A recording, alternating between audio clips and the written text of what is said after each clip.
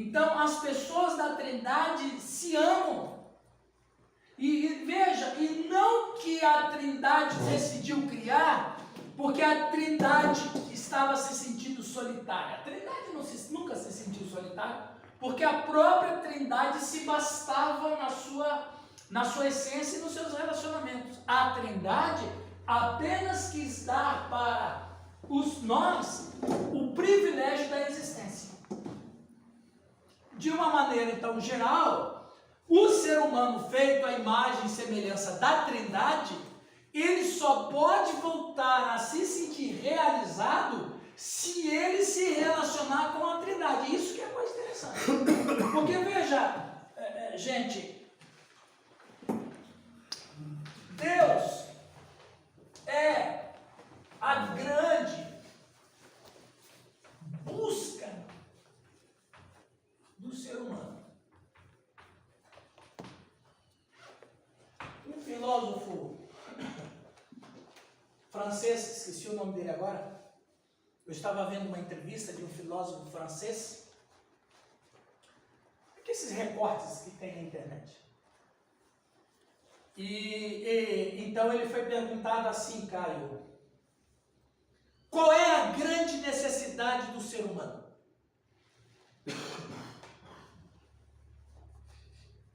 Qual é a grande necessidade do ser humano? Perguntaram para ele. Ele é filósofo, né? A classe dos filósofos nasceu para explicar o drama do ser humano.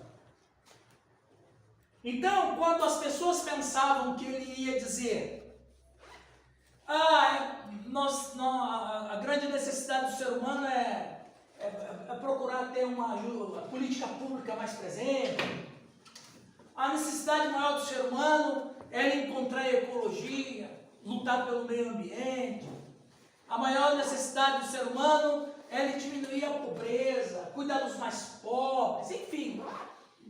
Quando você faz uma pergunta nesse nível para um sociólogo, um filósofo, você espera que ele responda assim. Pois ele disse o seguinte: a maior necessidade do ser humano é saber se Deus existe.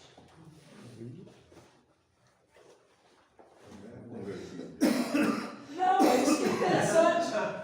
É isso que é interessante. Aí quando ele disse que a maior necessidade do ser humano é saber se Deus existe ou não, aí todo mundo ficou de boca aberta. Porque, como você disse, ele era ateu. Não esperava. Quem está querendo com isso? Oi? Não esperavam isso dele. Não esperava isso dele. Aí então perguntaram, mas por que de saber se Deus existe ou não? Porque aí ele disse, porque se Deus existe, existe uma maneira certa de viver. Eita. Aleluia. Eita glória. Se Deus existe, existe uma maneira certa de viver. Ou seja, dentro da filosofia dele, como o José está falando, ele está procurando Deus. Porque se Deus existe, Rosinho, então existe uma maneira certa de viver, eles querem dizer que essa é a grande necessidade do ser humano. Então qual é a grande necessidade do ser humano? É encontrar Deus. Não é John Rawls? Não, Americano? não, é um francês. Francês. É um francês. Agora, geralmente os filósofos franceses são muito pegados ao ateísmo, né? Sim. Por causa de Voltaire, Rousseau e tantos outros. Olha, Caio. Por causa do iluminismo, né? É o iluminismo e tal. Então veja, o que isso nos ensina, meus irmãos e meus queridos, é que de fato a maior necessidade nossa é estar encontrando com a Trindade. Porque nós nos perdemos e perdemos o senso com Deus. E nós precisamos nos reatar desesperadamente para Deus outra vez. Dentro dessa perspectiva, o Padre Guerri, é um teólogo da Igreja Ortodoxa Antioquiana, ele disse o seguinte: o relacionamento que existe dentro da Trindade é a base para a unidade em todo o relacionamento humano, seja casamento, família ou igreja.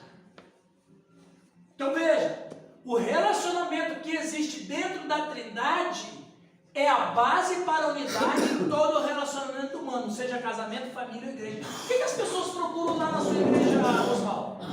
O que as pessoas procuram lá na sua igreja?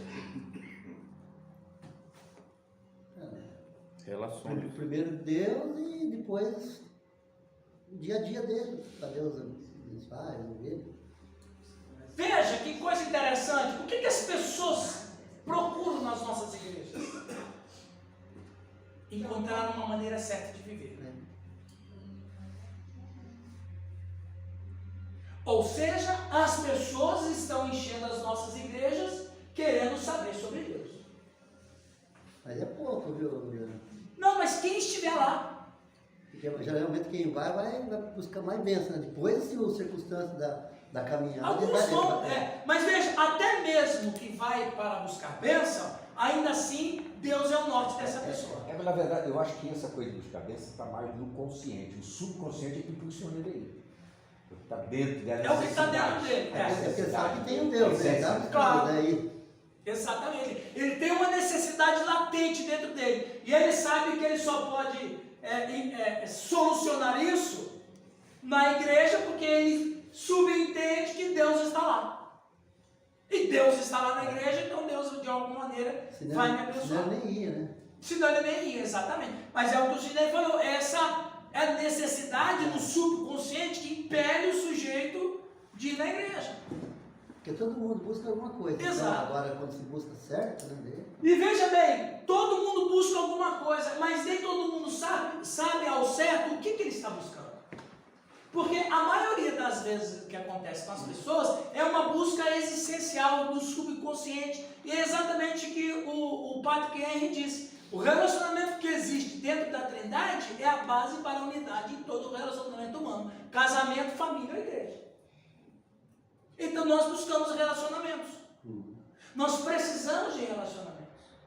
Olha aqui nós aqui, ó, que como é bom estar aqui a cada 15 dias. Sem dúvida. Isso faz bem para nós. Uma benção. Porque essa é a ideia de coletividade. Sim. Por isso que é o papel da igreja, quando chega gente nova, para ter esse relacionamento. Exatamente. Eu sempre falo com meus líderes lá, que quando no tempo de loja, se entra alguém, porque eu tenho interessado em comprar alguma coisa. Se entra alguém na igreja, porque eu tenho interessado em comprar o que nós temos, que é Deus. Exatamente. Porque o cara, muitas pessoas vão lá, não vou dizer que são todos, mas muitos que chegam em uma igreja já chegam porque já se frustrou em outros lugares. Ou foi no kardecismo, não encontrou, foi na Umbanda, não achou, ele foi numa religião mística e não encontrou, ele foi em vários lugares. Muitas pessoas chegam na igreja porque já não sabem para onde ir mais. Então, como a igreja é um objeto de resistência por parte de muitas pessoas, mas finalmente ele chega um dia na igreja. Sim. Ele tem que estar lá. Ele chega lá e encontra uma igreja receptiva, um pastor amoroso, receptivo, que trata com amor e tal. Aqui. E às vezes, pessoal, olha que interessante, por isso que é a importância do evangelismo e discipulado dentro do povo da própria igreja. Existe um princípio na Igreja Luterana Livre. A Igreja Luterana Livre ela está sustentada em 12 colunas. Uma das colunas que a Igreja Luterana Livre está sustentada é essa daqui. Nem todos os crentes da igreja realmente tiveram uma conversão a Cristo e por isso precisam ser evangelizadas. E é verdade. Às vezes as pessoas estão na igreja, se deixam ser batizadas, porque é aí que você disse, Nilton, ela se sente amada, se sente acolhida. Então a primeira resposta que a pessoa tem é de ser amada, princípio da Trindade. Segunda questão que a pessoa se sente, além de ela se sentir amada, ela se sente reconhecida. Outro princípio da Trindade. Eu sou alguém aqui na igreja. Lá na família ninguém liga para ele, lá na família ninguém quer saber o que está acontecendo com ele e tal. Mas ele chega lá na igreja do José, qual é o seu nome? Que bom que você está aqui. Opa! Lá eu sou reconhecido. Lá eu sou amado. Lá eu sou prestigiado. Então, nos primeiros contatos que uma pessoa assim tem na igreja, não é uma conversão, como você está falando, só. Não é uma conversão a Cristo, é uma conversão às emoções. A você não existir. Hã? A pessoa não é reconhecida dentro da igreja, ninguém dá conta. Não, acabou. Não existe. Não, e se ele não for reconhecido numa igreja, se ele não for amado numa igreja, como o Nilton está dizendo, se ele não for acolhido numa igreja, todas as igrejas para ele é a mesma coisa. Ele não vai nunca mais, nem passa perto de igreja nenhuma. Por isso que a gente tem que tomar cuidado, porque a gente quando prega, a gente está pregando para a igreja, para a noiva, a gente está pregando para aqueles que estão em volta da noiva, que é aqueles que estão na igreja lá, mas ainda não tiveram a conversão, e estamos pregando para aquele que é ímpio. O ímpio. O ímpio lá fora, a gente chama de ímpio. Lá fora. E você falou uma coisa muito importante. A igreja, Aí eu só falo importante. você é uma mente iluminada. Essa aula sem o Nilton é uma aula vazia. É um deserto de ideias. Tem até uma áurea, né? Não, tá, brincando. Então veja, o Nilton toca num ponto muito importante, nevrálgico até. Porque a igreja, ela tem duas analogias. Paulo vai chamar a igreja de noiva, como você disse, e ele também vai chamar a igreja corpo. E aqui está a necessidade da gente separar uma coisa da outra, o que é uma coisa, o que é outra, para que a gente não entre em confusão. A noiva, a igreja como noiva, é a igreja que adora. Quem adora é a noiva. Quem é que louva? É a noiva. Quem é que canta? É a noiva. Quem é que chora? É a noiva. Quem é que presta culto? É a noiva. Quem é que se emociona? É a noiva. Quem é que está num estado espiritual profundo? É a noiva. A noiva é nesse sentido, a que presta adoração. E o corpo? Serviço. O corpo é o que presta serviço. Exatamente. O corpo é o que presta serviço. O corpo é que vai orar pelas pessoas. O corpo é que vai expulsar demônio. Não é a noiva que expulsa demônio, é o corpo que expulsa demônio. E falar nisso, eu tenho aqui um profissional, né? Oswaldo. É o corpo que vai pregar o evangelho. É o corpo que vai fazer a obra de Deus. É o corpo que vai denunciar pecado. É o corpo que vai fazer profetismo. É o corpo. E é o corpo que está cheio do Espírito Santo, que revela dons, serviços, poder.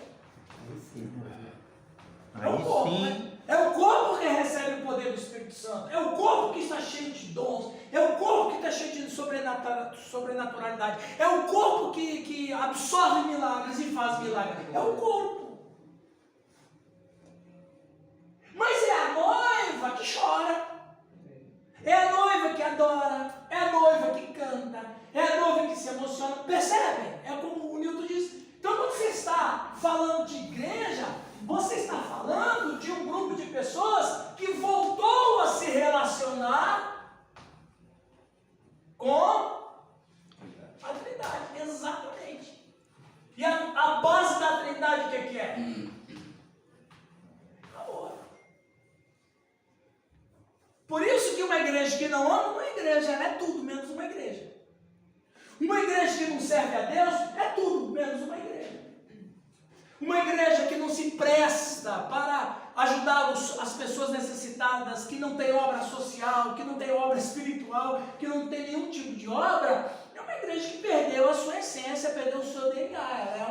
Ela é só para registro fenomenológico, mas não presta mais nada. Uma entidade. É só uma entidade como tantas outras que existem por aí, mas que não exerce nada, porque é o povo que não se encontrou com a Trindade. Agora eu quero perguntar para vocês, a sua igreja já se encontrou com a Trindade? Ou só encontrou religião? E percebe? Então, a igreja é uma igreja de eventos ou é uma igreja de ação? Eu preguei esse final de semana na região de Curitiba. Gostou lá daquele trechinho lá? Pensei que era uma terça. Exatamente ali, na mensagem que eu preguei, eu preguei sobre missões. Preguei aquele texto de Lucas 16 do o rico e Lázaro, o rico no inferno, né? Um clamor missionário vindo do inferno, o rico pediu missões, missionário. Então, em um ponto da minha mensagem, eu disse: toda igreja, ela como noiva adora Cristo, e é bonito de ver, as pessoas se emocionam e tal, o pessoal de grupo de louvor chora, e sapateia, e aquela coisa linda, aquela espiritualidade bonita, sensível, aquela coisa, tá aqui o Giovanni que mexe com louvor, quem mais que trabalha com louvor aqui? Só o Giovanni mesmo, né? Eu sou o único representante da música que está aqui. E aquela coisa, a igreja canta e se emociona, e pá, mas só tem sentido o culto se a gente serve lá fora. Porque se a gente ficar só como noiva não adianta. Só na festa, exatamente, eu só quero festa. Eu só quero banquete, eu só quero me alegrar, eu só quero celebrar. E aí a gente observa que a igreja, ela tem esse momento de quase de catarse nos seus cultos, mas que lá fora não faz nada. Lá fora não vai orar com doente, não vai orar num hospital, não vai evangelizar uma pessoa que está em ruínas. Não vai. Ele só acha que é só culto. Então, uma igreja que não vê a coisa como ela não entendeu a Trindade. Ela entra em desequilíbrio no amor, porque ela começa só a receber. Isso. Uma nova mensagem foi recebida de Taimitiga. Esses dias eu estava avaliando essa questão de amor, e aí entendi que a grande maioria das pessoas acham que amar é gostar. Ok? Gostar. Eu gosto daquela pessoa por ser uma. E na verdade, se a palavra diz que amor tudo suporta, e tudo. Então, se eu preciso suportar alguém, eu não estou gostando dessa pessoa. Se eu preciso aceitar alguém, então eu não estou gostando dela, mas eu preciso amar ela. E que as pessoas não se casam por amor, se casam por paixão, por atração. Que as pessoas estão procurando alguém que me satisfaça. Alguém para me fazer a feliz. tampa da minha panela. Isso não é amor, isso é egoísmo. Tanto que no dia que as pessoas vão se casar, ela colocar a aliança no dedo, uma diz para a outra que não ama ela. Mas eu vou te amar. Eu prometo que eu vou te amar. Na alegria, na tristeza, na doença, isso é uma promessa de futuro. Uhum. E a grande maioria, por que as pessoas se separam? Porque quando elas precisam amar, elas não conseguem amar. Não tem. Por quê? Porque quando elas começam a conhecer a dificuldade um do outro, o choque, acabou a atração física, aí começa o amor. Veja, pegando essa linha de raciocínio sua, quando Jesus diz assim: aquele que quer vir após mim, a si mesmo se negue, tome sua cruz e siga-me. O que é tomar a cruz? Negação. É negação. Então, veja, olha a importância da gente estudar sobre a Trindade. E como é importante, mais, Caio, do que ensinar uma teologia, um dogma para os cristãos, é fazer com que, e esse é o meu objetivo nesse curso que nós estamos ministrando, o meu objetivo não é só trazer aquilo pouco que podemos falar sobre a Trindade, mas também de uma forma prática, como que essa ciência da Trindade, ela deve nos elevar ao padrão de vida. Porque se a gente não entender a Trindade, a gente não entendeu nada da vida cristã, nada, zero. A gente não entende esses quadros aqui. Por exemplo, a Trindade ama, então a Trindade ela é adorada, certo? Mas a Trindade também trabalha. Quem sustenta o universo? Quem cuida de nós? O labor da Trindade. Claro, é o labor da Trindade. Ou seja, a Trindade tanto recebe adoração, quanto ela também trabalha. Como a igreja deve dar adoração, mas deve dar serviço. Isso que é uma coisa linda em relação à Trindade. Quer ver, gente? Eu separei um texto para a gente... Tiago, confessa, Senhor. Eu separei um texto para você... Para a gente entender bem tudo isso, essa questão sobre Trindade e homem. O Calixto está preparado aí para o sermão de domingo? Opa! Trindade e homem. Olha, vamos fazer aqui uma série aqui, um exercício espiritual, em Gênesis 4. E isso talvez fique mais ainda patente quando o doutor Patrick Henry ele vai dizer que o relacionamento que existe dentro da Trindade é a base para a unidade. Vamos ler Gênesis 4. Eu gostaria que vocês todos, por favor, abram suas Bíblias para a gente acompanhar essa leitura. Gênesis 4:1 diz assim: coabitou o homem com Eva, sua mulher. Esta concebeu e deu à luz a Caim. Então disse: adquiri um varão com auxílio do Senhor. Depois deu à luz a Abel, seu irmão. Abel foi pastor de ovelhas e Caim, lavrador. Aconteceu que no fim de uns tempos, trouxe Caim do fruto da terra uma oferta ao Senhor. Abel, por sua vez, trouxe das primícias do seu rebanho e da gordura destes. Agradou-se o Senhor de Abel e de sua oferta, ao passo que de Caim e de sua oferta não se agradou. Irou-se, pois, sobremaneira Caim e descaiu o semblante. Então lhe disse o Senhor: por que andas irado? E por que descaiu o seu semblante? Se procederes bem, não é certo que serás aceito? Se todavia procederes mal, eis que o pecado jaz à porta. O seu desejo será contra ti, mas a ti cumpre dominá-lo. Disse Caim a Abel, seu irmão: vamos ao campo. Estando eles no campo, sucedeu que se levantou Caim contra Abel, seu irmão, e o matou. Disse o Senhor a Caim: onde está Abel, teu irmão? Ele respondeu: não sei. Acaso sou eu tutor de meu irmão? E disse Deus: que fizeste? A voz do sangue do teu irmão clama da terra a mim. Veja, esse é um texto muito significativo nas Escrituras, porque ele trata de um relacionamento ou não com a Trindade. Quando você observa um pouco mais detidamente o texto, e eu sei que todos vocês que estão aqui conhecem bem esse texto, mas veja bem, algumas pessoas falam assim: Deus aceitou a oferta de Abel porque Abel deu o melhor do rebanho porque era o protótipo do Cristo. Faz sentido, mas é isso mesmo. Não, porque Deus não aceitou o culto de Caim, porque Caim deu da oferta, deu lá... Sobra. Hã? A sobra. Deu sobra. Não, o texto não fala que ele deu sobra. Mas fala assim, fosse assim. Mas a grande questão é, quando a gente fala de culto, adoração para a Trindade, o que de fato a Trindade quer de nós? Isso que é interessante, gente. Isso que é interessante. Veja bem no texto aqui. O texto vai dizer assim, olha lá. Você sabe, pelo menos a gente vai observando, que os dois irmãos têm uma rixa.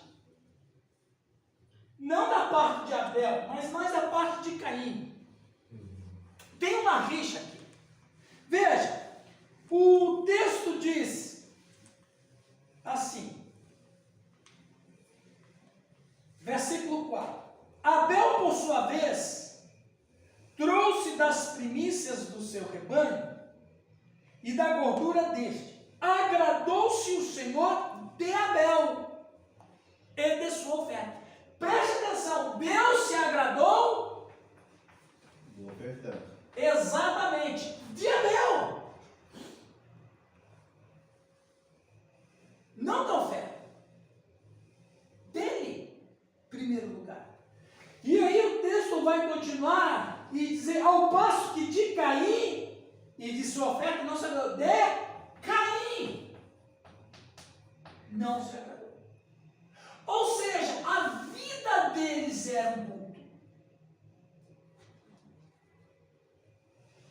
Por que Deus aceitou a oferta de Abel e não aceitou a oferta de Caim? Porque a vida de Abel já era um relacionamento com a Trindade. Ele já tinha um relacionamento com a Trindade. Ao passo que Caim não desenvolveu um relacionamento com a Trindade de verdade. Por quê? Porque Caim não tinha transformação de vida. E onde está escrito isso? Isso está escrito em 1 João. Olha só o que João vai dizer. E claro, deixa eu fazer uma pergunta para vocês.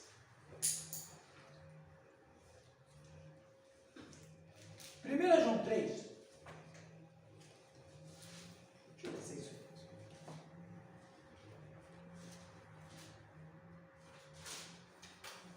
aqui. 1 João 3.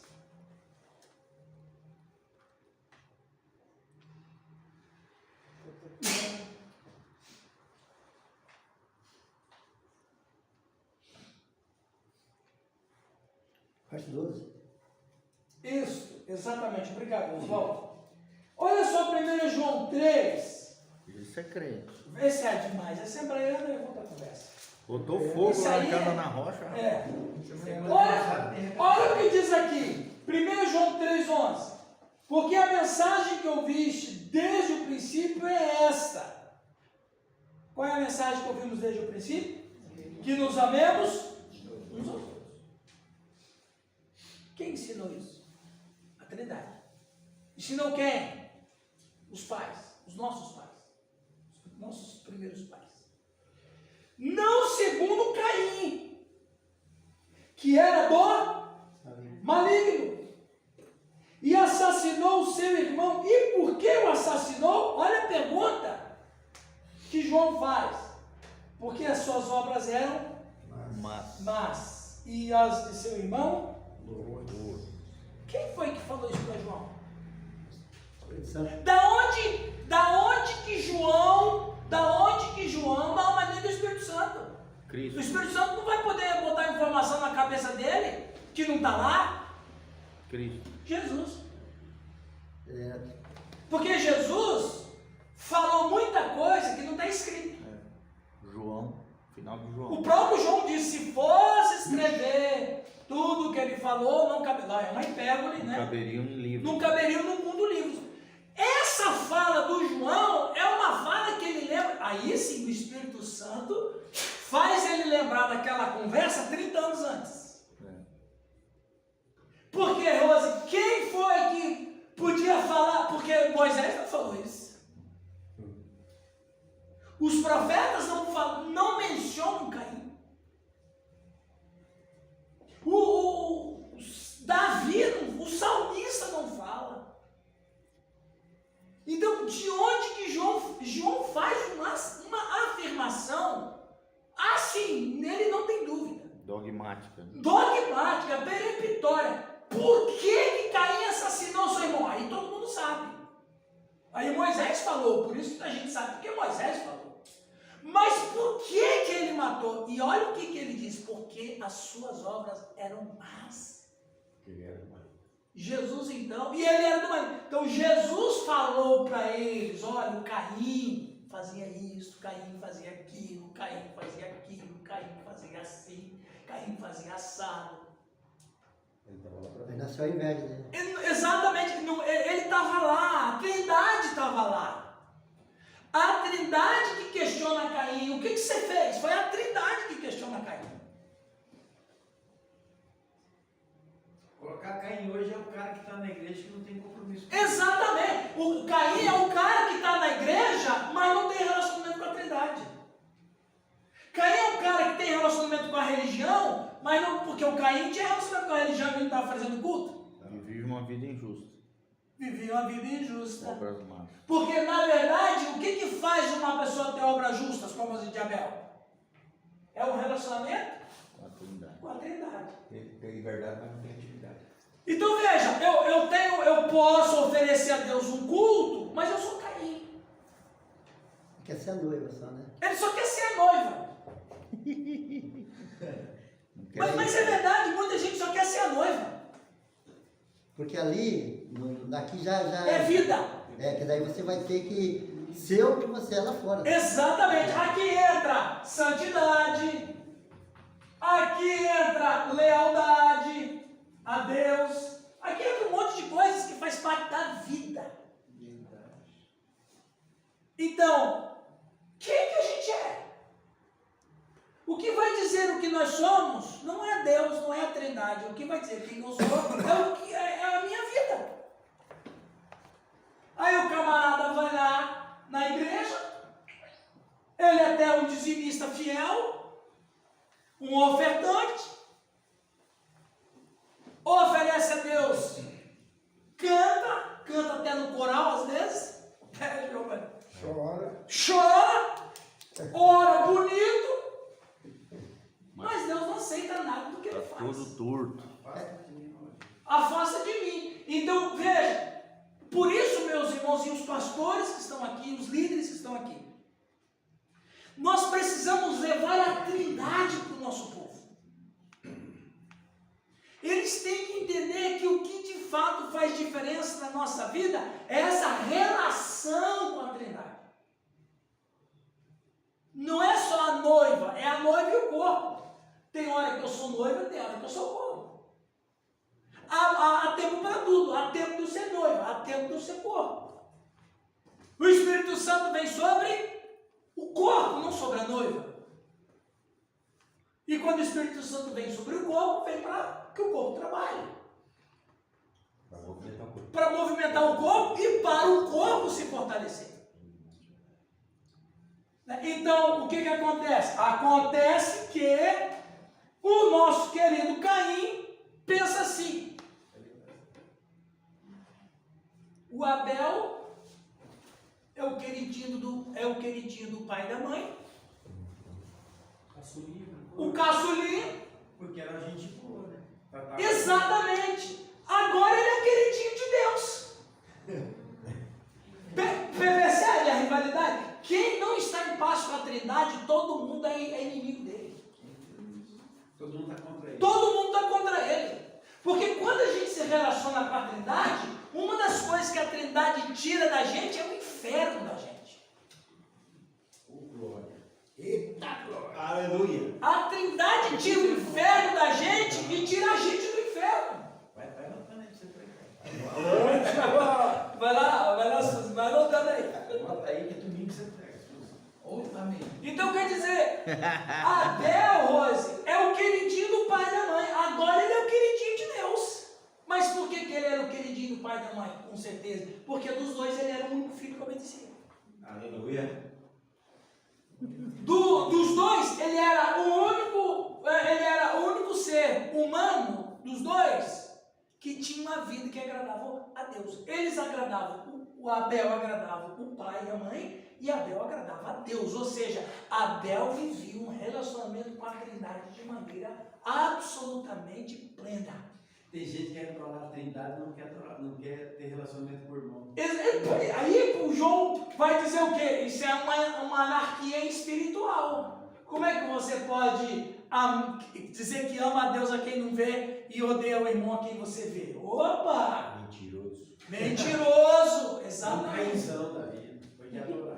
Então quer dizer, veja, aí Deus vai questionar o Caim e Deus fala para Caim: por que você está com semblante caído? É como se fosse assim, Oswaldo, vem cá, você tem razão para ficar assim.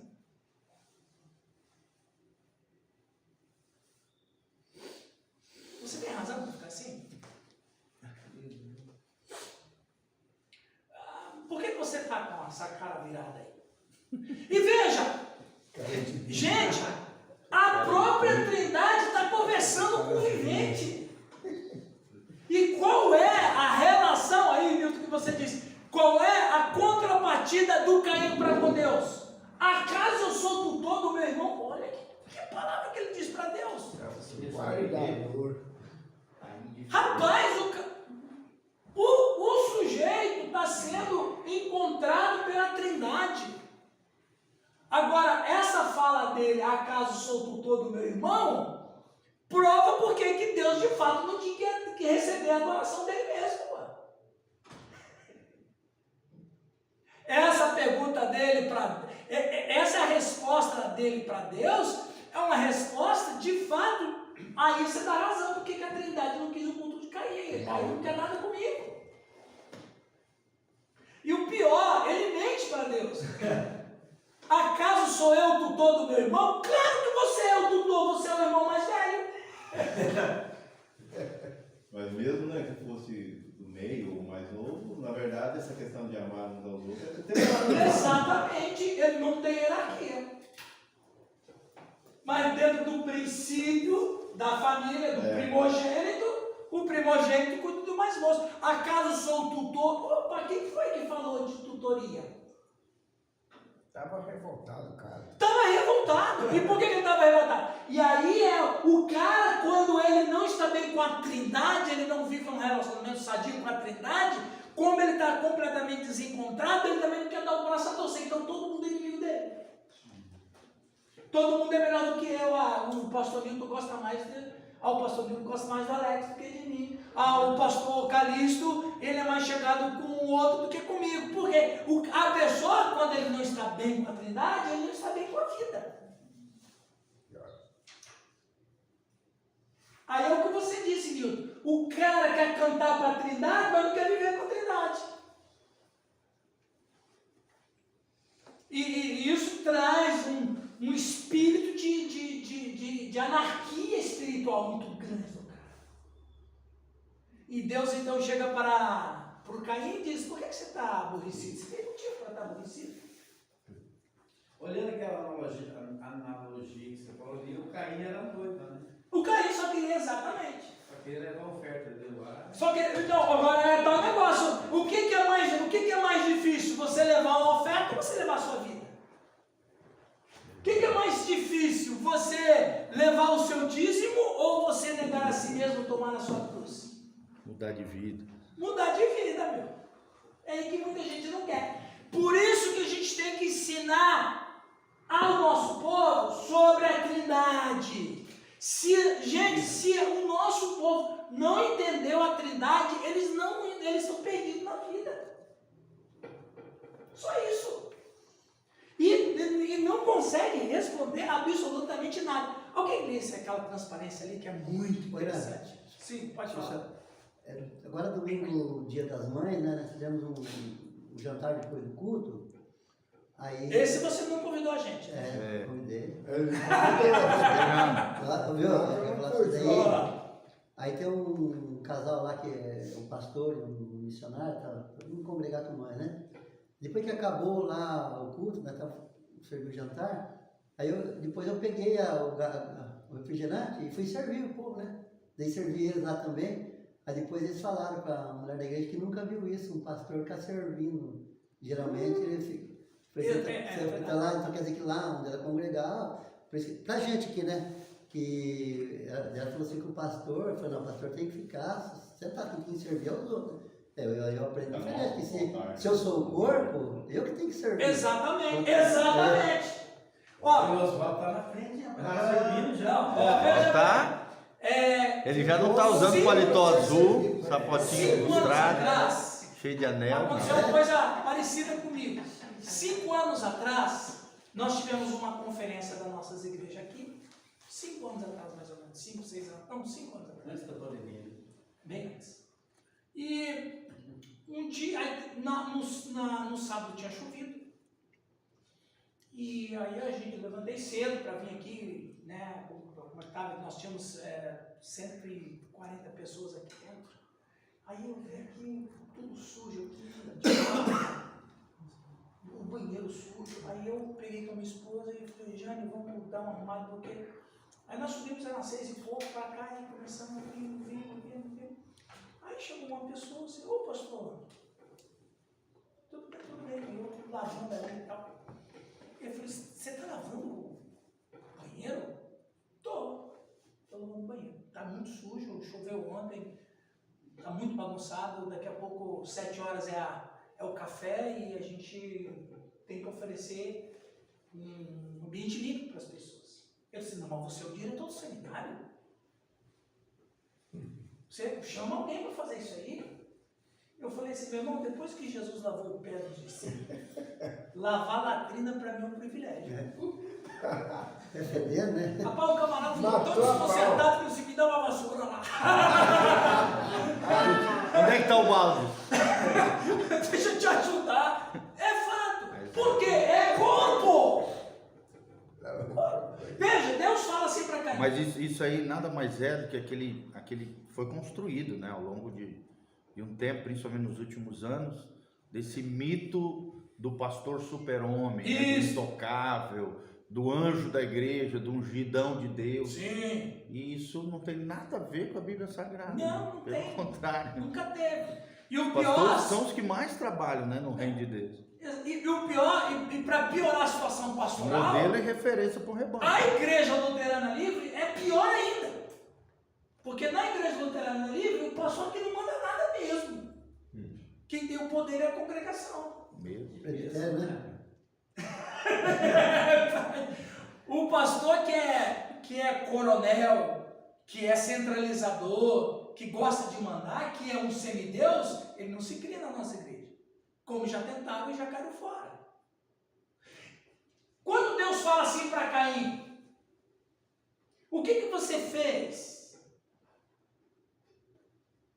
É interessante esse texto, porque na verdade dizem a literatura rabínica, e aqui não é uma informação, não é uma afirmação, é uma informação, duas questões, né? A literatura rabínica vai dizer o seguinte, Talmud. que um demônio ensinou Caim a matar. Pelo amor de Deus. Eu não duvido. Eu também não. Eu não duvido. A Bíblia não fala porque Deus achou que não é interessante. Mas o que escapa da pena de Moisés não escapa da boca do povo. E é o primeiro homicídio relatado na Bíblia. É o primeiro homicídio. Então Deus só entendeu, e ele entendeu também entendido, que o irmão matou o outro. Mas os detalhes Deus não quis, porque não é interessante. O fato é interessante, não o meio pelo qual. Mas o meio pelo qual, através da oralidade, os rabinos, a literatura vai dizer que um demônio disse assim: você pega uma pedra e você bate na cabeça dele tantas vezes que for necessário, até você ver que ele não respira mais. É possível, Rose? É possível, sim. Porque nunca ninguém tinha matado antes. Como é que mata? E a especialidade do capeta matar. Exatamente, exatamente. Então veja, aí Deus fala assim: o sangue do teu irmão clama da terra para mim. E a palavra sangue no hebraico é plural. É sangues. Que é a literatura não cristã, mas a literatura judaica, talmúdica, vai dizer que aquela palavra sangue no plural, sangues, aí eles vão dizer que é toda uma descendência de Abel que não virá a nascer.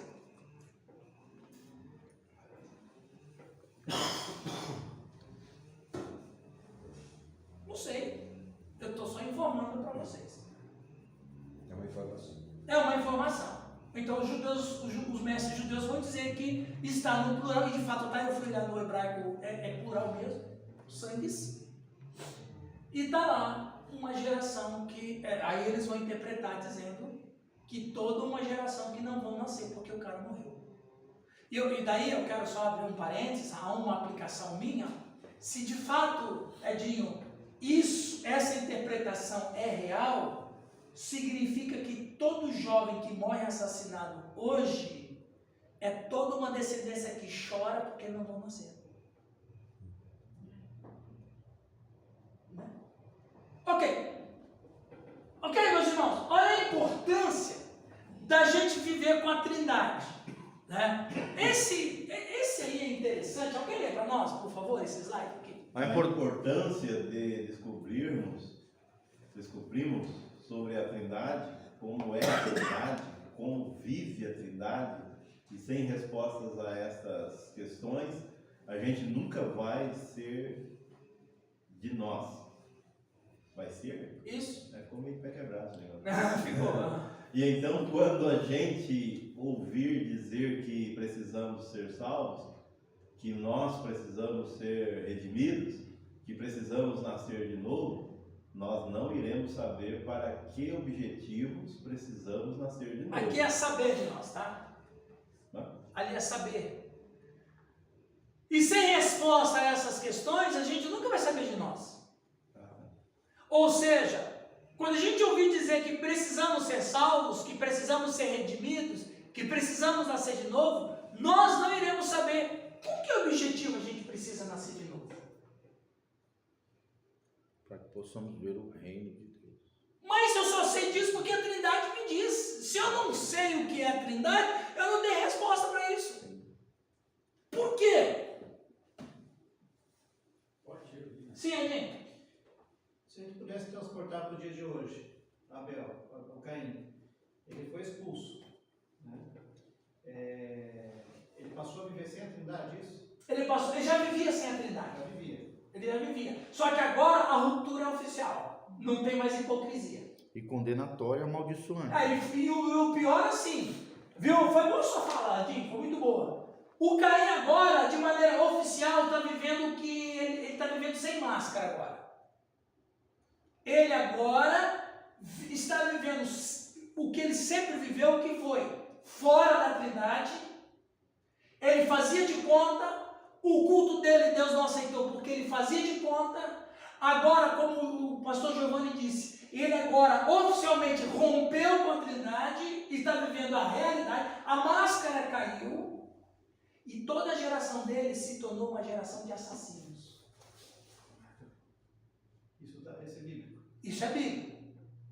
Você pega lá os filhos dele, os netos dele, os bisnetos dele, o Lameque. O Lameque, o neto dele, foi um dos caras mais ímpios. Ele foi Primeiro poligamia. o primeiro polígamo, porque ele ouvia mulheres de Lameque. E o primeiro poema da história da humanidade foi exaltando o assassinato. Matei um homem porque me feriu e matei um homem porque me arranhou. Matou 2 parentes. Simplesmente porque no hebraico diz assim, porque me arranhou, no hebraico é pisou no pé. O cara pisou literalmente no pé dele e ele não gostou, matou o cara. Meu Deus. O filho dele, do mau Caim, foi o cara que inventou armas. As facas. As facas. Ou seja, ele usa a invenção do filho para matar um parente. Essa é a geração de Caim. Maldito.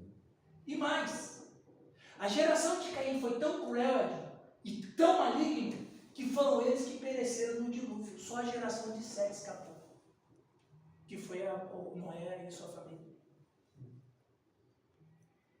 A geração de Caim morreu. Foi dizimada, né? Foi extinta, obrigado, Nilton. Foi extinta. A descendência de Caim foi extinta, perdeu o direito de viver na história. Mas Deus parece que deu uma chance para ele assim, não deu assim? Não. Mas o que, ó? Ele falou assim, o pecado está à porta. Então, essa foi a chance, mas o que ele fez? Não é uma chance, né? Uma exortação. É. Né? Na boca do ladrão. Não, Pecado. eu estou errado. Isso, exatamente. Deus abriu a porta quando Deus pergunta assim, o que você fez? Era para Caim fazer o quê? Cair de joelho e dizer, Deus, eu matei meu irmão. Pronto. Acabou o problema. Deus me perdoa, eu matei meu irmão. Deus, você falou bem, Deus deu uma chance para o Caim se redimir do crime. O que você fez? Ah, sei lá, eu não sou do todo meu irmão. Igual Adão, né? Onde tu está? Só que o que Adão fez? Escondeu, né? Adão aceitou, Não aceitou, confessou, eu realmente isso aí. Mas o que Caim fez? Botou o dedo em Deus ainda. Porque daí eles faziam o pecado está às portas, cumpre te dominar. Como Então, o pecado também está às portas da nossa vida. né? Todos, É igual aquela ilustração que diz que nós não conseguimos assim, evitar que a andorinha sobrevoe sobre a nossa cabeça, mas nós podemos evitar que ela sente passinho. Lutero que disse isso. E eu contei, Eita, Esse assembleiano é fera, hein? Eu menciono esse nome Lutero. aleluia. Chega a tremer, irmão. Chega a tremer. Chega a arrepiar, mas foi Lutero que disse. Exatamente. Os assembleianos estão se convertendo. Não, mas é gente boa. Gente, a história do Caim é interessante, né? Eu sou integral. Você vê para onde a gente está indo, Adinho? Sou pleno. Olha para a gente está indo. Por quê? Tudo é quando o cara briga com a Trindade. Brigou com a Trindade, acabou. história. Então, essa questão aqui suscita um outro assunto. Por exemplo, se a gente não descobrir quem é a Trindade e por que a Trindade se interessa comigo, eu nunca vou saber responder. Vamos ver esse outro slide aqui, alguém lê para nós?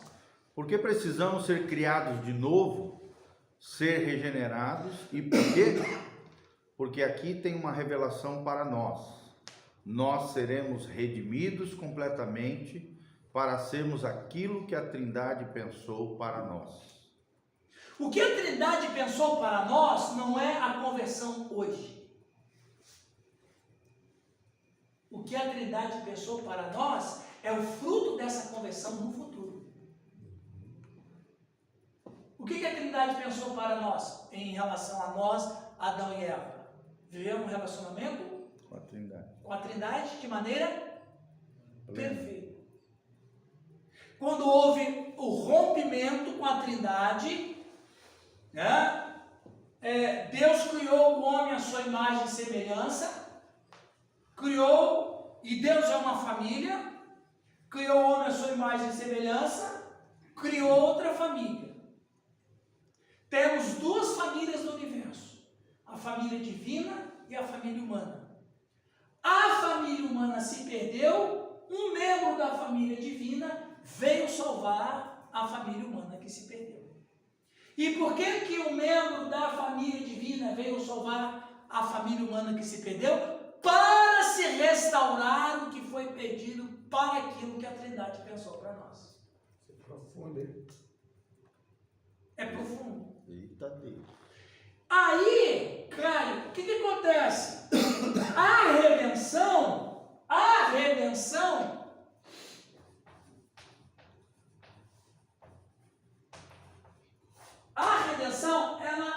ela acontece em duas fases. Primeiro, a vida da segunda pessoa da Trindade.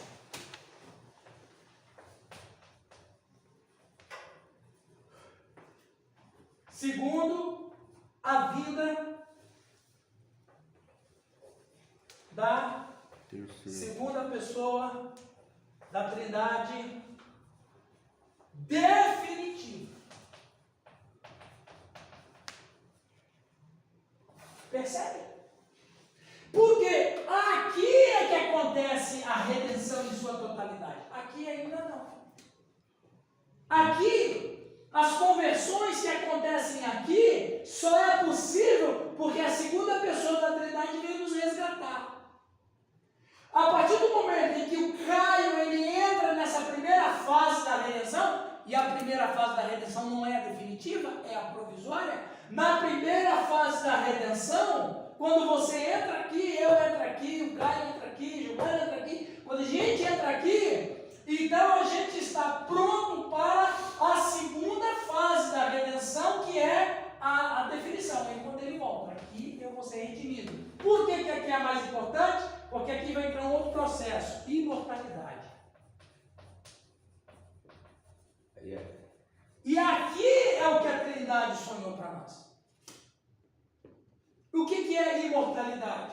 Imortalidade é a redenção completa, não é a redenção mais provisória, porque a gente morre ainda. Pastor, seria equivocado dizer que a primeira, digamos assim, essa primeira parte da redenção é uma redenção espiritual? E a segunda certo. parte é uma redenção, digamos que completa. Corpórea ou... corpórea. É isso mesmo. Por quê? Foi bom você perguntar. Olha a importância da Trindade. Quando o homem pecou, os nossos pais, eles perderam três coisas, né? Perderam o corpo, perderam a alma e perderam a terra. Eles eram só. Então veja, quando o homem pecou, nossos pais pecaram, perderam o corpo, se tornou um corpo que morre, perdeu a alma, porque a alma está separada do corpo e condenada, e perdeu a terra porque ela foi amaldiçoada. Então, a terra, o corpo e a alma, na primeira, isso aqui eu vou, né? Nessa primeira fase, você só tem uma redenção provisória do espírito ou da alma. Eu entendo que é sinônimo. Então, quando o camarada se converte aqui, ele tem uma redenção provisória que acontece apenas na alma, porque o corpo continua morrendo.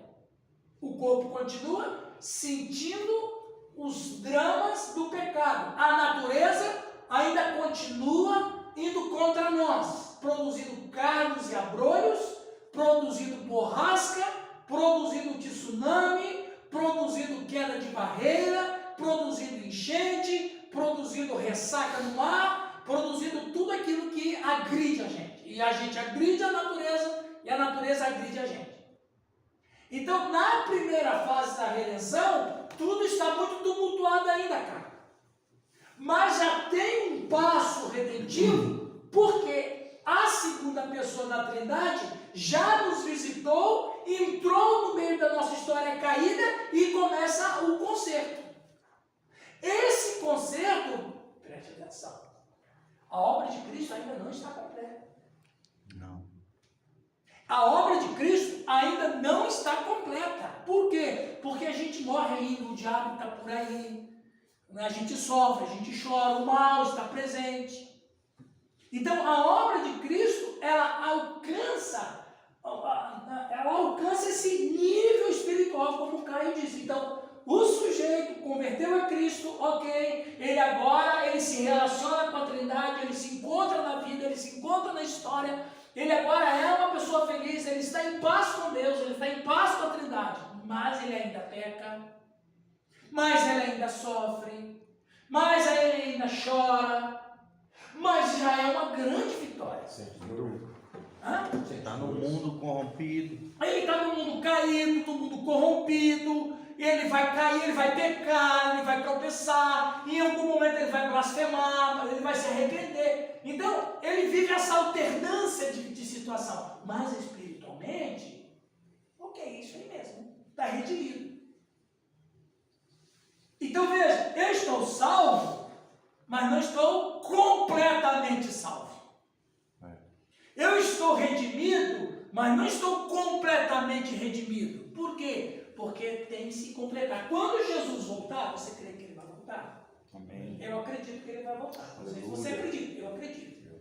Então, quando ele voltar, e quando nós tivermos corpos glorificados, transformados, aí sim, a redenção em seu estado total, perfeito.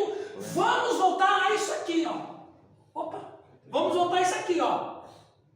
Nós seremos redimidos completamente para sermos aquilo que a Trindade pensou para nós. Não está longe, né? Morreu, salvo em Cristo. Morreu salvo em Cristo. Morreu salvo em Cristo, mas ele não está completo. É um espírito aperfeiçoado. Ele não está completo. Salvação não garante. Veja, eu vou dizer uma coisa para vocês, que é uma doideira. E eu não sei por que Deus revelou isso para nós, se foi para deixar a gente doido, ou o que foi. Mas as almas que estão no céu estão consoladas, mas elas não estão satisfeitas. Por quê? Que aguardam a redenção do corpo. Com a ressurreição. Porque a alma dele não foi criada para ficar longe do corpo. E essa é a proposta da redenção na imortalidade. E outra, Quem fala outra isso? coisa, né? Cristo é a primícia daqueles que dormem. Isso. Ou seja, ele é o modelo ideal daquilo que Deus projetou para o ser humano. Após a ressurreição dos justos. Exato. Então, Milton, veja. Apocalipse, num dos selos que serão abertos, Apocalipse capítulo 11 diz lá que as almas que estão debaixo do altar de Deus, elas estão clamando por vingança. Sim. Então elas não estão satisfeitas, elas estão consoladas. É diferente de estar satisfeito. Aguardando. Eles estão aguardando o quê? A redenção. A redenção. Por quê? Porque a nossa alma sabe, a gente só vai saber isso quando morrer. Mas a nossa alma sabe que ela só vai encontrar completa realização na imortalidade, que é o que Paulo vai dizer em 1 Coríntios capítulo 15. Quando o que for mortal ser revestido de Imortalidade. E o que é imortalidade? É o ser que não morre. Alguém fala assim, mas a alma é imortal. Não, ela morreu. Se você não fosse mortal, não estava no céu ou no inferno. Se o cara falar assim, não, a alma é eterna, ok, a alma é eterna, mas ela não é imortal, porque ela morreu. Está fora de Cristo. Está fora do corpo, morreu. Então, o que de fato eu preciso? Eu preciso ressuscitar dentre os mortos. A partir de então, eu vou viver a imortalidade. O que é imortalidade? É alguém que não morre, ou seja, é quando não tem separação mais. Cisão. Não tem mais ruptura. Veja, a morte, ela é indolor. O processo da morte pode ser dolorosa, mas a morte em si, ela é indolor. Ela é indolor. A morte em si é indolor. A ruptura. A ruptura da alma do corpo é indolor. O processo que leva a isso pode ser muito doloroso. Mas a morte em si é indolor. Mas ela é terrível. Por quê? Porque a alma, ela está desalojando o corpo do qual ela foi criada para não sair nunca. Já pode ir para 2 lugares, né? Já pode ir para 2 lugares. E aí o pior é isso, né? Ela não vai ficar mais aqui, ou ela vai para o céu ou para o inferno. No inferno piorou, né? Piorou a situação da pessoa. É o que você falou aí da pregação do lado. E também vai ter um corpo, né? Um corpo e o corpo também, corpo do pecado. Ele corrupto. Agora nós estamos privilegiados, né? Porque No inferno vai haver um corpo também. O que é? Nós não vamos experimentar a morte, né? Pois é, a segunda, né? Então veja, e aí nós vamos ressuscitar para quê? Nós vamos ressuscitar para o quê? Para viver aquilo que a Trindade projetou. Quer viver uma relação da sua criação com a Trindade de maneira perfeita. Né? Fala, Dinho. Aproveitando o gancho que está falando de imortalidade, é uma dúvida minha, então acho que pegar a outra também. Ô, você viu? Não mete ela nessas confusão. Não tem nada a ver com isso, né, Rose? Historicamente, onde que entra o purgatório? Não existe purgatório. Mas por que foi criado? O purgatório foi criado para fins de domínio e controle. E não só isso, financeiro também. Eu falo, para fins de domínio, controle e financeiro. Eu estava falando assim, Edinho, para um amigo católico meu, eu tenho uma certa intimidade com ele faz parte da igreja católica, é ministro de Eucaristia e tal. Eu falei bem assim para ele, fulano, mas é duro ser salvo, um católico ser salvo, hein? Ele falou, por quê? O sujeito, enquanto viver, tem que fazer um monte de coisas boas. Tem que participar de tudo aquilo que a igreja chama de sacramento. Oferece. Ele tem que participar de novena, tem que tomar missa, tem que ir para a missa, tem que comungar, tem que fazer isso, tem que fazer aquilo. E quando o sujeito morre, ainda vai para o purgatório ficando dependendo do povo que está vivo. É muito difícil ser salvo dentro do catolicismo. E fica dependendo de missas e missas e missas e missas e missas. Então, o purgatório, e a palavra está dizendo que é de purgar, de purificar, ele, pela própria definição, ele não existe, porque o sangue de Cristo é suficiente para nos limpar de todo o pecado. Então, se tem um purgatório mesmo, é o sangue de Cristo. É a cruz de Cristo. É a cruz de Cristo, é o Calvário. Este sim nos purifica de todo o pecado. Então, o purgatório, que é um dogma católico, não é real, ele só existe na doutrina, mas ele não existe como um lugar real.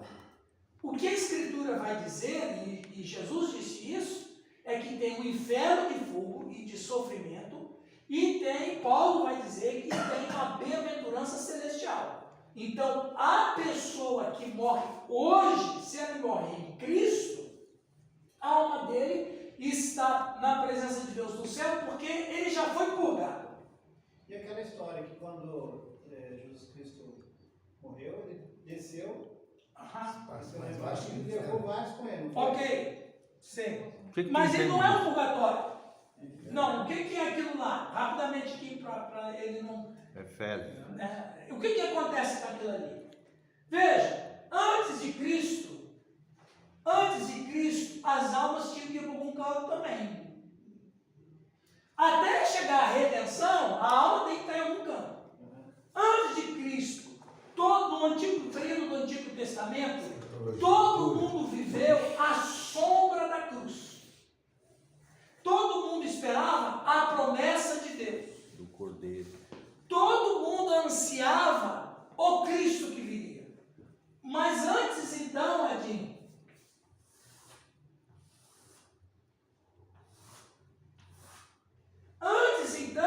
os mortos, eles estariam indo para um lugar que é reino dos mortos, que no hebraico chama Hades ou inferno em latim, infernus.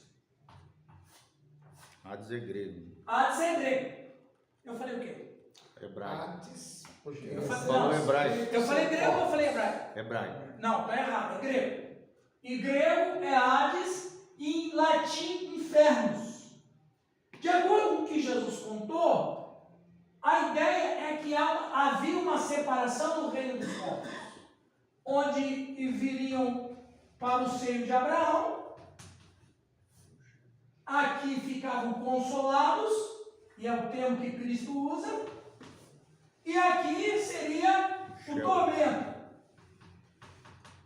o Sheol, lugar de tacho fervendo. um lugar de fogo fervendo. Então o que acontece? No Antigo Testamento, as pessoas que morreram acreditando na promessa, porque todos viviam à sombra do Cristo que viria, todos eles morreram e vinham para cá, para o seio de Abraão. E aí, no reino dos mortos, o Cristo vai dizer que tem um abismo. E os que morreram sem crer nessa promessa, viriam para o inferno. Aqui estão a descendência de Caim, os desobedientes da época. Quem eram os desobedientes na época de Noé? Os descendentes de Caim. Os caras que não queriam ouvir de Deus, Sodoma e Gomorra. As nações ímpias. As nações ímpias. Os judeus que se envolveram com idolatria e se afastaram de Deus. Babilônia. Para tudo aqui.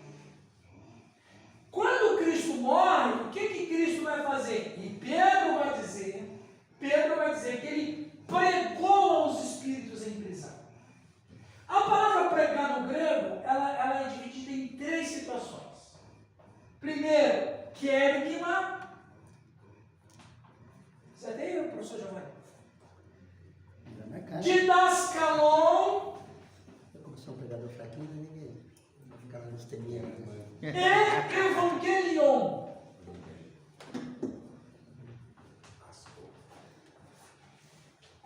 Vou começar de baixo para cima. Evangelion é pregar anunciando o Evangelho. É o que Cristo fazia com o povo em geral. Ele pregava o reino de Deus. Pregava o Evangelho do reino de Deus. Então no grego é Evangelion. Outra palavra para pregar no grego é didaskalon. Ensino. Que era o que ele fazia com os 12. Sermão do Monte. Sermão do Monte, didascalia, que é ensinar, didaquê, de didática. Então ele pregava ensinando. E a outra palavra para pregar é kerygma. Kerygma é uma pregação exortativa, é uma pregação de denúncia. Kerygma é uma pregação de chamar atenção. Era o que os profetas pregavam no Antigo Testamento. Era o que João Batista pregava lá nos seus dias. E era o que Jesus pregava para os fariseus e os religiosos dos seus dias. Kerygma, ai de vós, fariseus hipócritas. Pedro vai dizer que quando Cristo desceu ao inferno, ele pregou aos espíritos em prisão, ele pregou, a palavra é kerygma, não é didaskalon.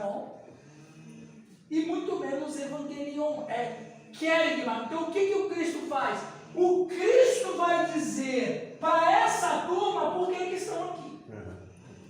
Desce. Por que vocês estão aí? Porque foram desobedientes. É isso que Pedro está dizendo. Pregou aos espíritos em prisão que foram desobedientes no tempo de Noé. Ou seja, toda essa geração que viveu longe com a Trindade. E ele então usa a palavra quer.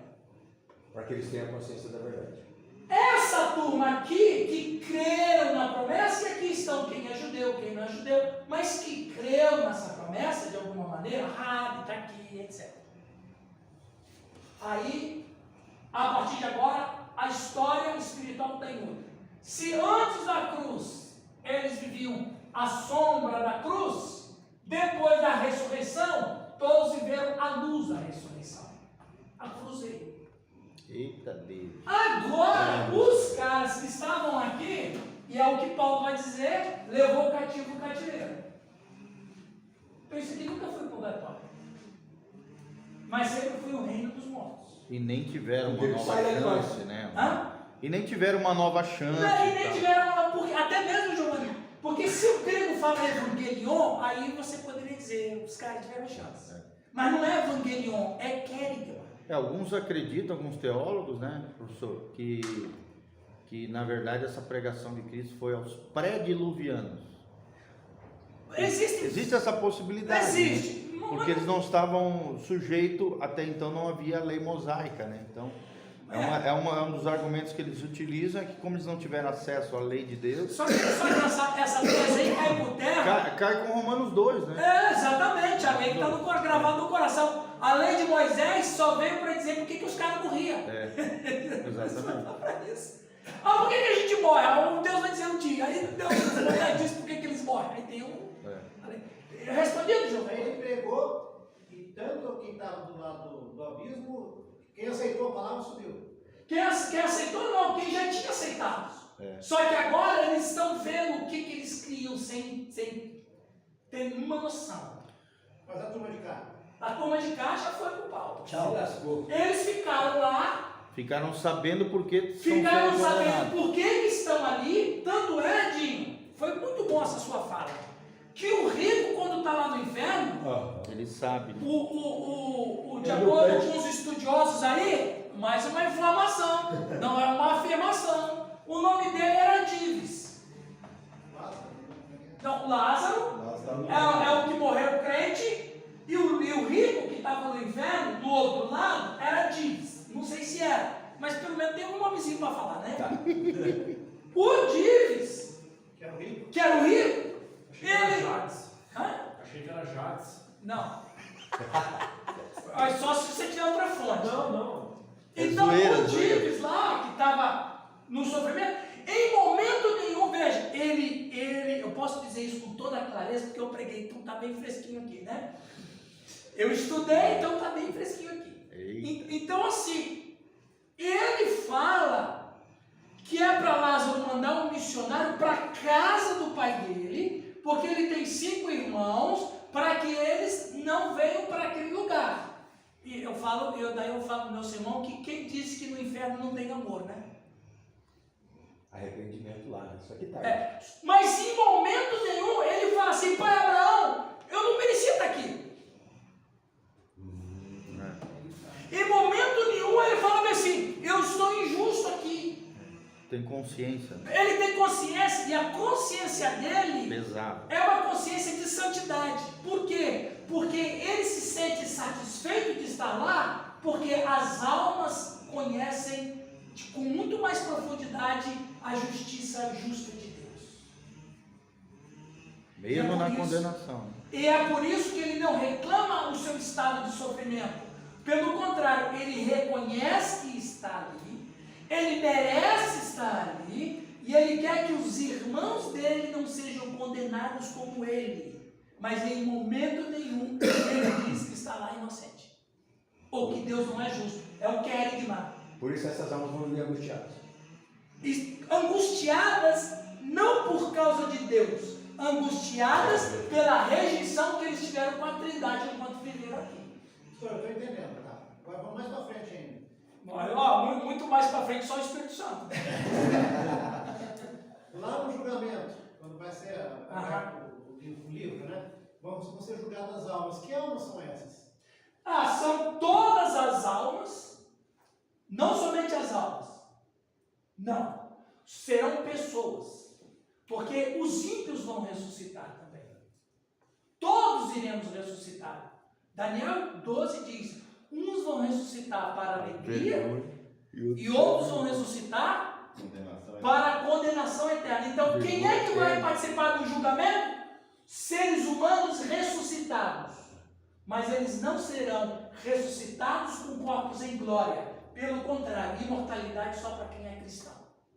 Eles serão ressuscitados, porque a alma não pode ficar separada do corpo. Serão ressuscitados, julgados, condenados e lançados no lago de fogo. Elas estão aqui, esperando a volta do Cristo. Todos esses lá de cá aí. Todos eles estão né? aqui agora, depois de Cristo, o centro de Abraão não existe mais. Está vazio. Está vazio. Abriu espaço para os outros. Aqui ficou pequeno. Mas não passa para lá. Entendeu? As almas continuam aqui, no Hades. Quem não está no Hades é quem creu na promessa. O Cristo leva então. Lembra lá em João 14, que ele disse que iria preparar lugar? É que confunde minha cabeça, parecido com o purgatório.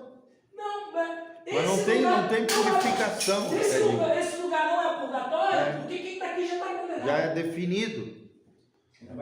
É um estado definitivo. É um estado definitivo, não é um ainda estado provisório, né? Porque o estado final é o lago que arde com fogo e enxofre. É. Mas a condenação e o decreto já foi dado. Já foi dado. E a visão do purgatório E os tormentos eternos já estão sendo aplicados. O purgatório é algo para sofrer. É algo para sofrer com a possibilidade de escapar da condenação. Isso. Por méritos de outros. Com mérito de seria outros. isso, seria isso. Né? Dentro do catolicismo, da doutrina católica, a ideia do purgatório qual é? É uma outra oportunidade que o camarada tem de escapar da condenação através dos que estão vivos. Então, enquanto o processo não se completa, ele fica sendo purgado ali. Mas nem tem nenhum sinal bíblico. O Cristo nunca falou que isso existiu. Nem Deus nunca revelou isso, porque isso não existe. Mesmo porque aí a salvação deixaria de ser individual. E a salvação, o Cristo nem precisava ter vindo, porque se o camarada pode ser purgado por auxílio dos vivos, o Cristo veio fazer o que aqui? Porque por essa lógica, a pessoa poderia passar a vida inteira errando. Isso. E lá ter a chance. E lá ter a chance. Seria a segunda Agora chance. surgiu uma dúvida minha. Agora sim é minha. Pode falar. Agora vai ser Mas assim, profundo. se os que estão aqui já estão salvos, os que estão aqui já estão condenados, por que tem que haver um julgamento final? Porque tem que ter uma ressurreição. Então, o corpo, Rose, não foi criado para ficar sem a alma. Incorpóreo, né? Incorpórea, um fantasma para sempre. Não, tem que ressuscitar. Por quê? Porque o homem perdeu o corpo, a alma e a terra. Então, a terra ela vai ressuscitar, o corpo vai ressuscitar, a alma vai estar dentro do seu corpo outra vez, ok? De um jeito Só que ou de outro. uns vão ressuscitar para viver eternamente com a Trindade em glória, e Cristo com o seu corpo glorificado, a gente vai ver como foi. E os ímpios vão ressuscitar com corpos não glorificados, com os corpos como eles morreram, com a marca do pecado, e irão ser julgados de uma maneira oficial e definitiva. Mas é isso que eu não entendo, pastor. Os ímpios não teriam que estar dentro. Tá? Os ímpios não teriam que estar já lá no... Mas já estão, só Já que eles estão. estão no seu sentido pleno, que é o corpo. Final. É. O corpo que Deus nos deu é uma coisa, por isso que o corpo é uma coisa extremamente sagrada. Ele não pode ficar decomposto na terra, ele não pode continuar pobre, porque Deus não criou para isso. Deus criou o corpo para ser algo perpétuo. Então é necessário que haja uma ressurreição, tanto do cristão quanto do não cristão, para que o cristão receba e viva a paternidade para sempre no seu corpo glorificado, e o ímpio seja condenado no seu corpo também. É o que diz a Escritura. Então todos que estão do lado do abismo Vão ressuscitar também. Sim. Só que vão ressuscitar para vergonha e horror eterno. Conscientes de tudo. Aliás, conscientes.